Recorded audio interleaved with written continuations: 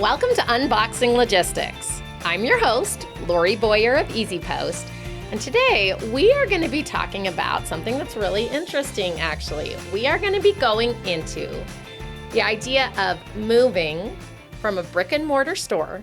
You know, you've had your amazing boutique and moving to the online e-commerce world, how you do that well, if you've already done that, how you grow and expand, and really just how you balance that sort of mixture of businesses, that omni-channel kind of experience for your customers. This is a really big topic, and so I have brought in Filipa Almeida of Onport. Filipa, can you introduce yourself to our community here? Tell us a little bit about your background. Absolutely, Lori. Thank you so much for having me. I'm really excited to be here today talking about this really interesting topic with you.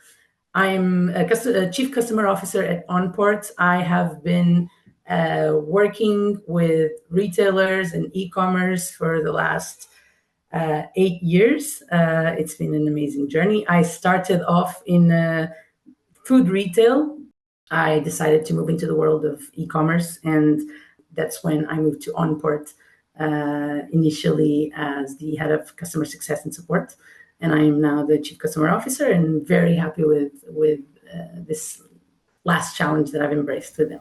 Oh, that's fantastic. So I'm so glad you mentioned food, because one of the things we've been doing this season is asking all of my guests if you have a favorite comfort food. So at least here in the US, we say comfort food. Do you know what that means? That translates well to Portugal. Well. Okay, good. Well. Good. What would be your favorite comfort food? Okay, favorite comfort food, I have to say, I have two go-tos. Okay, good. Pizza. So pizza is, I think, the number one choice. Depending the time of the year, if it's winter, I will also go for ramen. I really like ramen. Both of those sound amazing. I'll narrow it down to these two. Okay. Pizza's always my go-to as well. So I feel like we can connect and we can go out to eat. That sounds amazing. Yes. Okay. So our topic today is about brick and mortar and that adjustment to adding and expanding into the e-commerce world. And for those who've already done it, as I said, to how we balance that well.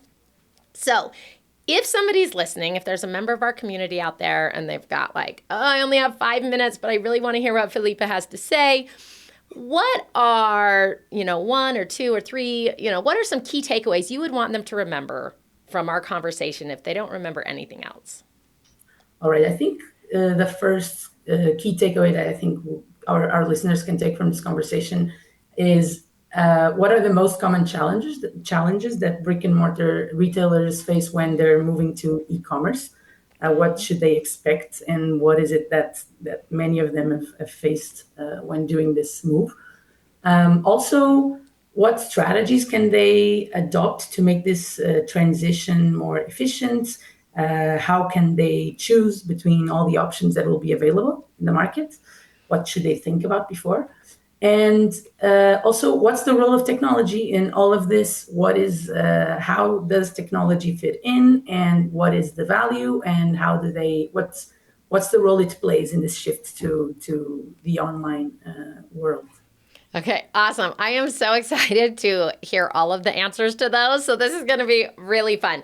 I want to start though, Filipa. I would say I have a friend who runs just this amazing boutique in this, and that's why I mentioned that earlier, in kind of a smaller town, really popular. She's doing really, really well, but she doesn't sell anything online. Okay, she hasn't moved into the e-commerce world. If she said to me, Lori, why should I? I'm doing well as is. What are the reasons that you feel like are the most important reasons that people should move to the e-commerce world? And should they always, I guess, Filipa? I mean, maybe they don't need to. Let me start with your specific example. Okay. You said something really important. Your friend says she's really already doing pretty well, so she's quite happy with where her business is at, right?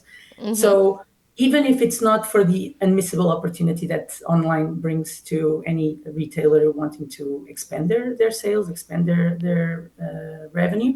I think it will, for in her case, it will be a lot about keeping up with her customers' demand. So her customers nowadays, they don't always want to go into the store and shop, take the time to go into the shop and choose their products. The general customer base is evolving. Their needs and requirements are evolving, and they expect retailers to evolve with them. They expect their favorite stores to provide the experience of purchasing online and not making them go into the store. They expect to have that same product offering available at any moment, constantly, immediately, and they expect to have that option of going into the store if they feel like going to the store, or just having that same product at the distance of a click of a button. I love how you said that. It was something that I hadn't really thought of, but sometimes it's terrible, but sometimes it's not about you and what you want. You may just love being in the store, but as a business owner, if you're running a business, no matter the size, your customers really do come first, and what their needs and demands are probably different than what yours may be. So, so smart. That is so true. Consumer behaviors have completely shifted. Yes. I know for myself, I am so guilty. You said that, and I felt guilty a little bit because I am very much the type who likes to buy things online. And not that I don't mind going into the stores, but yeah, getting it conveniently is key. Yes, that convenience is now, I think, the norm. I think customers expect that at all times. They expect their favorite retailers to keep up with that convenience and that service. I think there's also other very striking reasons that will make a retailer feel like they need to tackle this online opportunity. I think the first one is it's an unmissable opportunity in the sense that the global e-commerce market has tripled its size in the past 10 years, and it's only growing at very incredible rates still.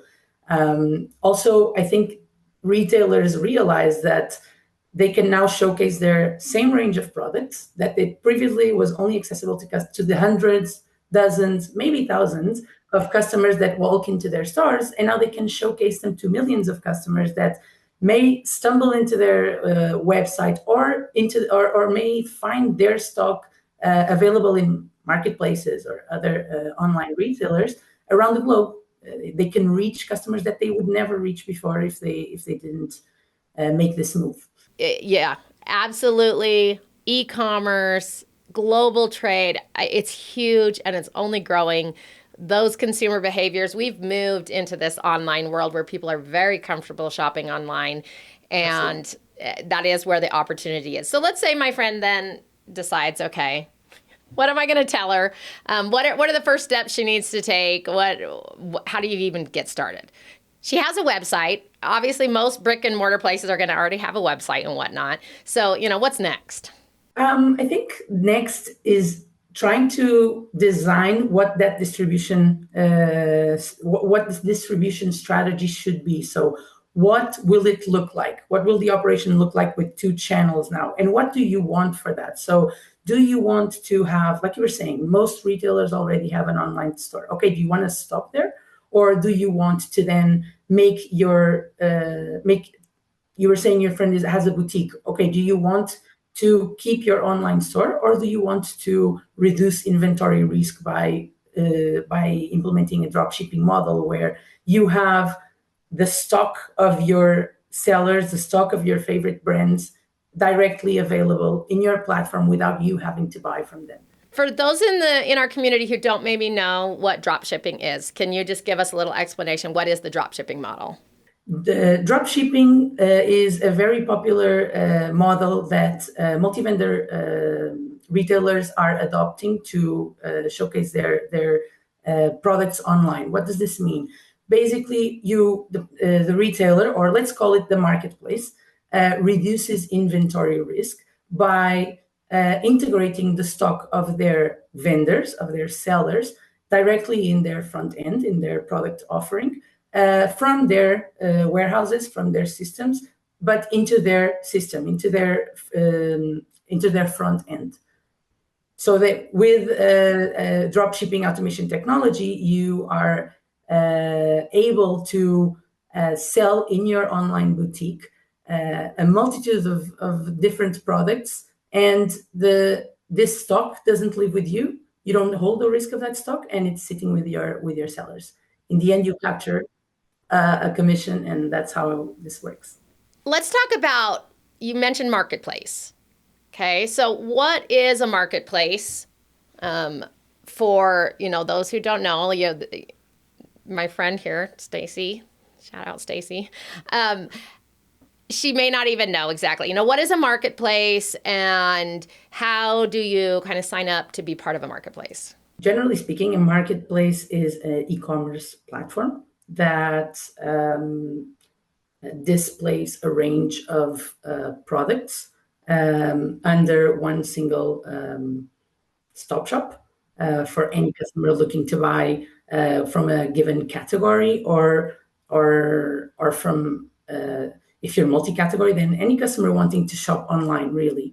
You have examples like Amazon, where Amazon is a multi-category, one-stop shop platform where you can find pretty much anything you'd like to buy. But not all that stock belongs to Amazon. A lot of the stock displayed in Amazon is coming from small boutiques in the countryside of any country, any big country, really, because they operate globally, who are sitting in their store, and they have the opportunity to sell to customers that would otherwise never come into their stores or their website, for that matter. You also have marketplaces, niche marketplaces, curated marketplaces. So these are online platforms that specialize and focus in a niche market opportunity. You have examples. Like customers operating in sustainable industries, where their offer is certified sustainable. You have companies operating in other niche areas like gifting, for example. Your product offering is specifically focused on gifting items, and you don't hold the stock, but you work with a lot of vendors, a lot of sellers, whose stock you display on your platform, and your customers are able to buy it. Okay, so that's fantastic. It's a way for you to get out there. How can you find, the best platform, the best marketplace maybe for you? You mentioned there's a bunch of variety of types, different niche markets. How do you recommend finding what is right? And do you recommend being on multiple marketplaces? How does that work? There's very interesting options nowadays for that. You have your own research, of course, that everyone can do online. That requires time, so it's and a lot of knowledge on the marketplace scene, which isn't always easy to find centralized. But then you have other really interesting options, like players in the market that already specialize in finding that network of supply and bringing it to marketplaces that exist already. Bringing it to retailers that already exist. So, for example, the likes of Channel Engine, Channel Advisory, these are all companies that they work with these smaller boutiques, brands that want to go online, but they don't know where to start. So they work with these sellers and they bring those marketplaces to them. That's a very interesting option that a lot of companies moving to the online world are embracing. So when you start to branch into this, I guess it sort of brought up a thought for me. Do you hire? How do you split your team? How do you do this? The e-commerce. So you've got a marketplace. Now you've got your physical location. Do you assign certain team members to work on one side and not on another side? I know that there's different models and different ways, but do you have any recommendations for our listeners? That's a really interesting question, and not easy to answer. Yeah. I'd say that I would say that it depends a lot on the magnitude of their online distribution, whether they want to start small with their own website and they want to keep things separate, or whether they want also whether they want to focus on rapid growth, like capturing a lot of revenue with high investment, or whether they want to focus on sustainable growth, so investing little but strategically. And ultimately on how you want your distribution strategy to, how integrated you want it to be. So do you want to have an independent operation where you need to have a team that is only focusing on online, or do you want to integrate your existing supply chain, so your network of stores, your warehouses, and you want to integrate it with your online operation and make it what is called an omni-channel distribution, where the offline and the online operations kind of intertwine. That's a much bigger investment, a much bigger operation that requires that requires technology, that requires heavy tech solutions, customized, based, API based, with composable technology.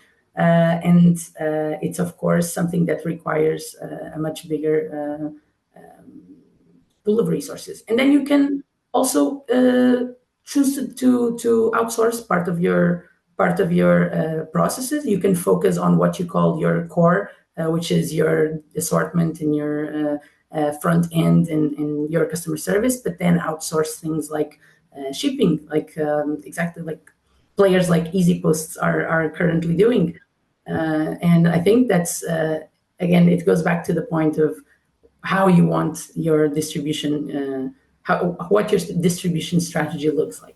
Yeah, I love that. So, number one, just determine what your goals are, figure out what your strategy is going to be, and then adjust based on what those goals are. So, don't just dive in, but actually make sure that you're setting goals. Exactly. That's really important. It's really important for you to start with setting your goals. How far do you want to go? And then what's the best platforms out there that fit my needs and my strategy?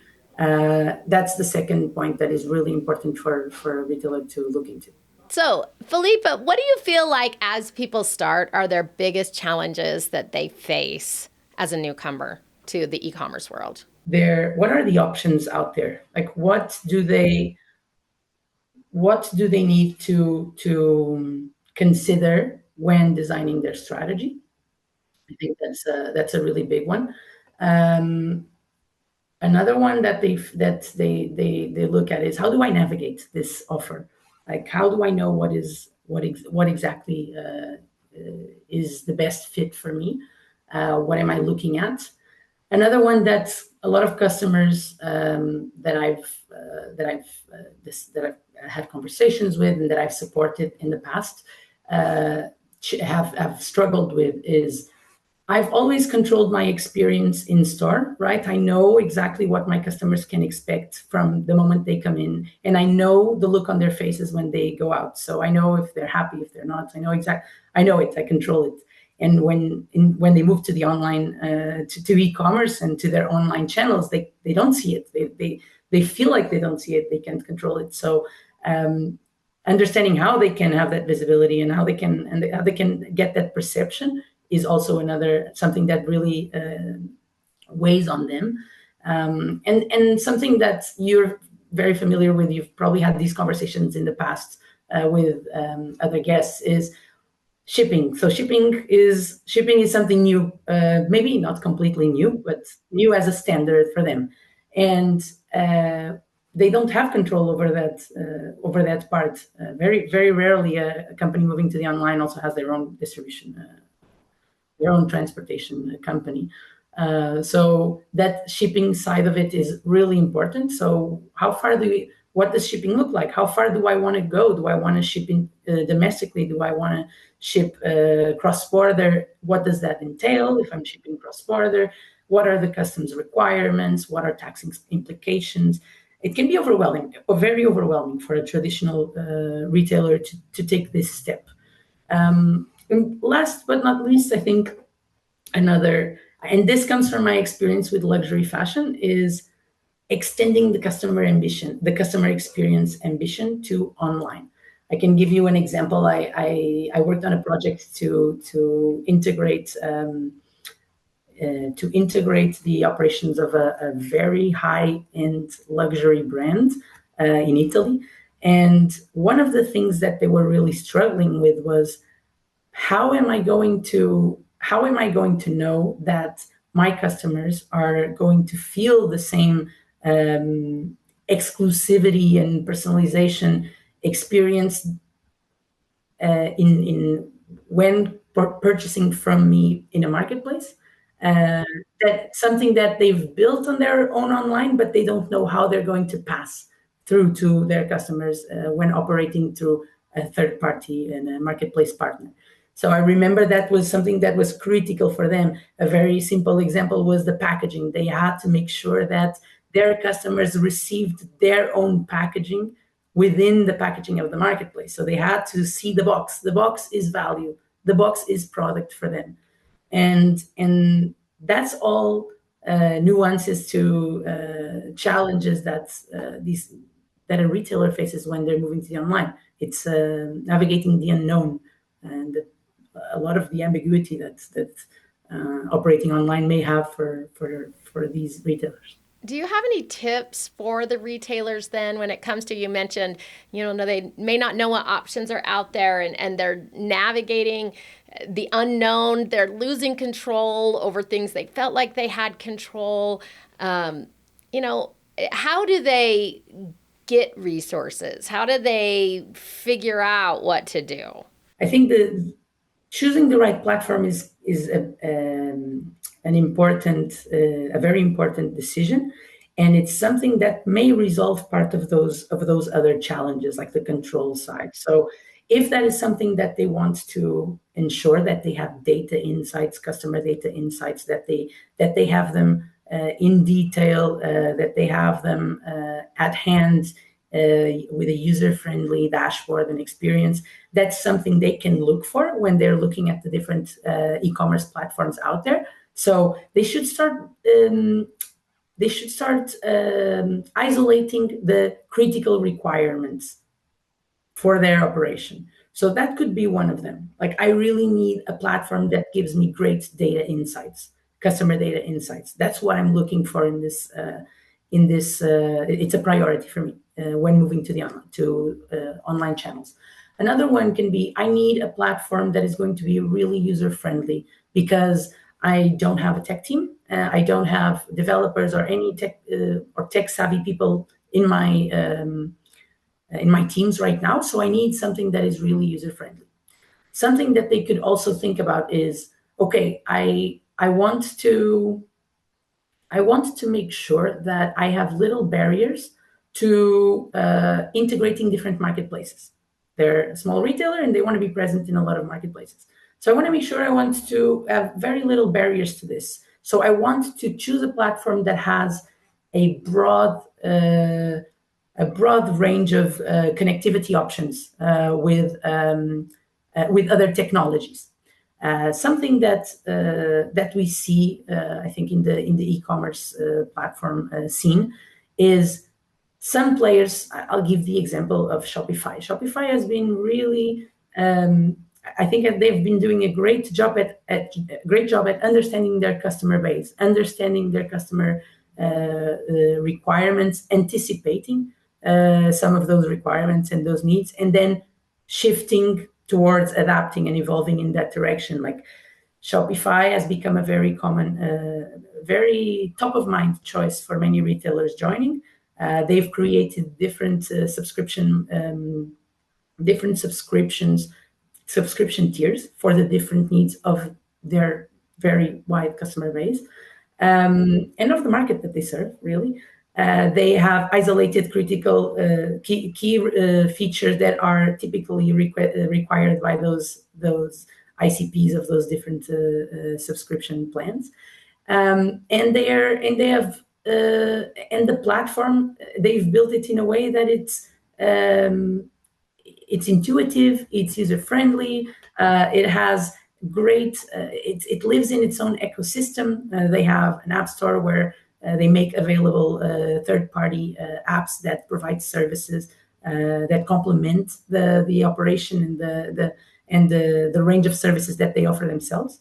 They also go beyond the platform. So I think players, when a retailer is looking at which platform to choose, that's what they need to look at. Is what am I looking for? What is critical for my business and for my operations? And then isolate that, try to narrow down those critical requirements, those priorities, and look at the options available in the market. And it will be intuitive. Sometimes there are platforms that they specialize in a niche, like they're very popular amongst fashion retailers in Italy, for example, or platforms that they have a broad range of features, and it's easy for you to make changes to your business model using those platforms. Yeah, I love that. And I think that it's such a great insight as you're moving into the e-commerce space. There are a lot of resources. And as you mentioned, people have been there before from the technology, but the people behind the technology as well. As you reach out and talk to them, they're going to give you advice, give you suggestions of things that you can do. And so they'll help you move forward, I think is what I'm saying. So Filipa, so let's talk about maybe a business that has gone online. Maybe they, started out as a brick and mortar, or they got themselves on a marketplace. What is kind of the next step?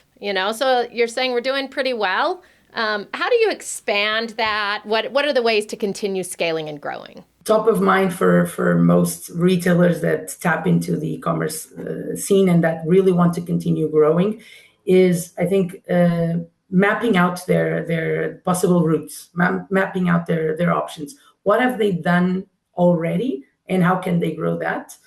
So let's take the example of their own online store. They already have their own online store. Great. Okay, so knowing what to do to grow that online store, is it going to be growing that online store by making those products available, by growing their assortment, or is it going to be by investing a lot in marketing, for example? Or that's one route, but they can also think, okay, I have all this online operation already going and already well set up. I have all this stock that I'm selling in online channels. Where do I want to grow? Do I want to go to through an integrator to other marketplaces? Do I want to go? Do I want to become a marketplace? Like, do I want to start doing drop shipping? Is my technology ready for that? Looking for other technologies that complement their platform and that may open up both doors to them to become a marketplace and to connect to other marketplaces. So really exploring the available range of platforms that are out there and that open those doors to them. But having clear goals.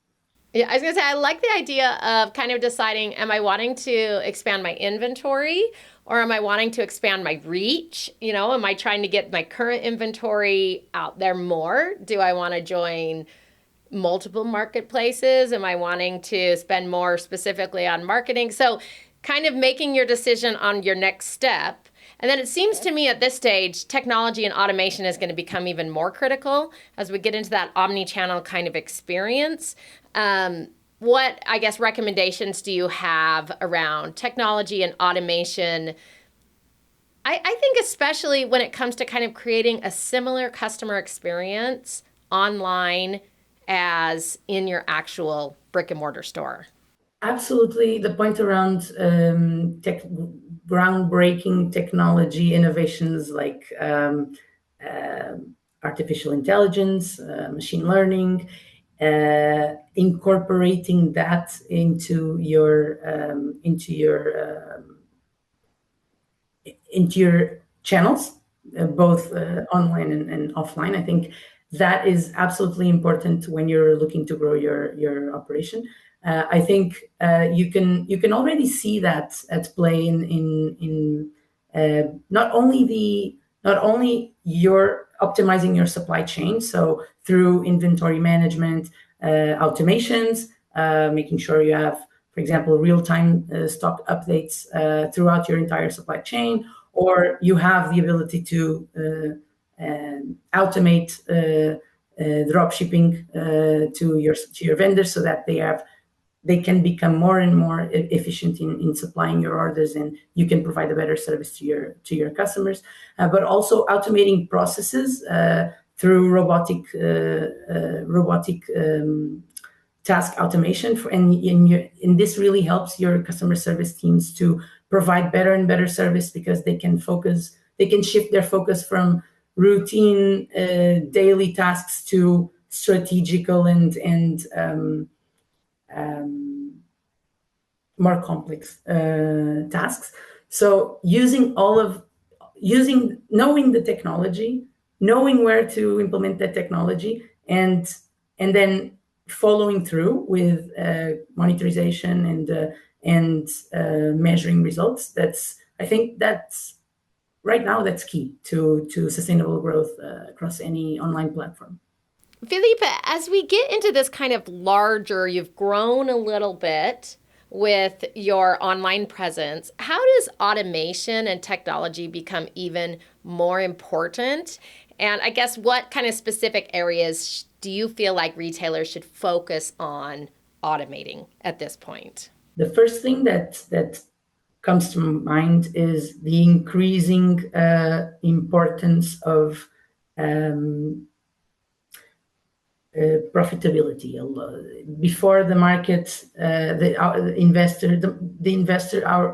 before investors were looking for growth, rapid growth. So companies were focusing on showing that growth, investing a lot of resources, people, technology as well, into showing that growth. And there's been a shift lately in the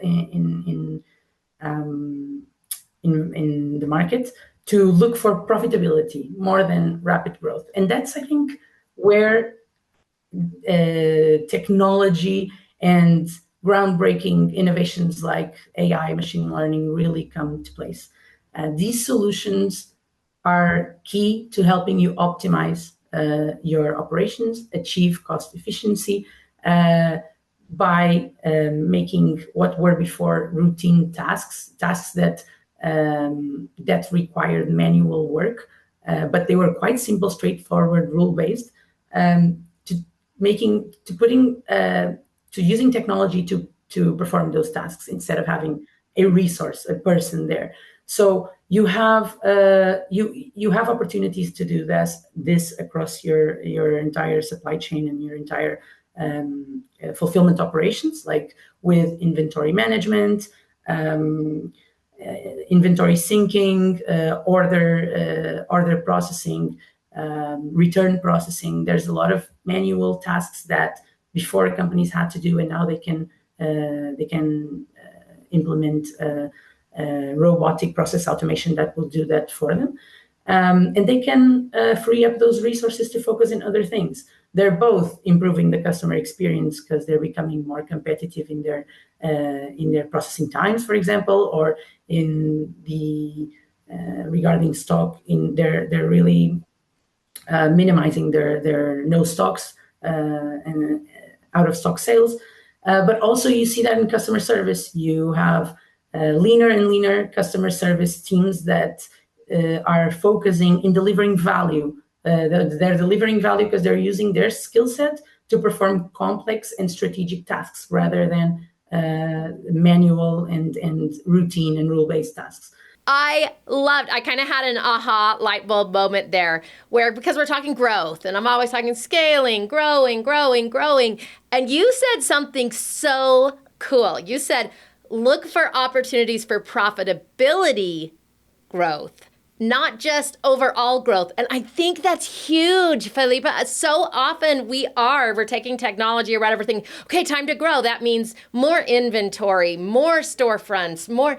No, we could just be finding ways to become more efficient, as you mentioned, using automation to get rid of all those inefficiencies and optimization and customer support and stockouts and all of that, where growth can actually just be a growth of your bottom line.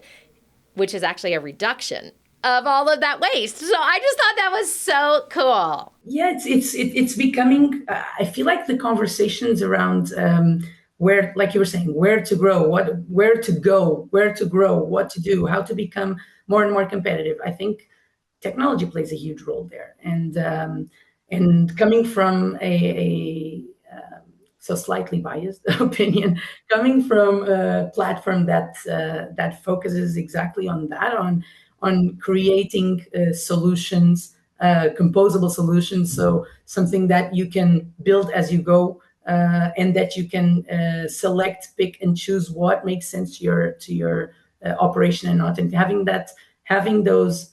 technology provide and opening those doors to you and connecting you and your business and your partner's stock, and just creating that network and that symbiosis between all of the stakeholders. It's been really exciting to witness and to contribute to. Filipa, let's talk. We're out of time. And so I want to hear, though, a little bit about Onport. You mentioned, having a little bias because you love being a part of this company and what they do. So for our audience, for our listeners who don't know who Onport is, what is Onport? What kind of services do you provide? Yes, thank you for asking that. So Onport, we are an e-commerce marketplace and drop shipping platform. We're powering companies to leverage their marketplace and drop shipping models with next generation composable technology. Composable, as I was saying before, you can build on top of it. You can pick and choose what you want to leverage on and what you want to hold off on, and then you can make that decision later on. You can make that decision from the get-go. So it's providing that service to our customers through more than 35 pre-built integrations with third-party apps, third-party providers, and through more than 3,000 API endpoints that we support. So you can either choose to use our beautiful product and the capabilities and features that it already offers, or you can choose to use our range of APIs and build on top of it. So Filipa, my friend Stacy, for instance, can she access it? She's in the Dallas, Texas area. Is it global? Obviously, you're in Portugal. How does that work? Yes, I'm in Portugal. We're a fully remote company, so our team is scattered across the globe. We do have several customers in the US. We support customers in the US. So yes, she can absolutely contact us, have a chat with us, and see if this would be a platform that would serve her needs in case she wanted to bring her business online. Okay, cool. Either through, the most direct option, I would say the most obvious one would be by converting into her online channel into a marketplace, since she's a multi-brand boutique. Or to understand how she can connect with other marketplaces. We can also help with that. So yes, that's perfect. That would be a yes. Okay, so how do people connect with you personally? So, are you on LinkedIn or something if they wanted to follow you or just have questions for you about moving from brick and mortar to e-commerce? How would they connect with you personally? And also, how would they learn about Onport? Where can they connect with Onport? So I would suggest that, I'm absolutely available to answer any of those questions. And so please feel free to find me on LinkedIn and shoot me a message, and I'll be happy to support. They can find a lot more information on our website. That's www.onport.com.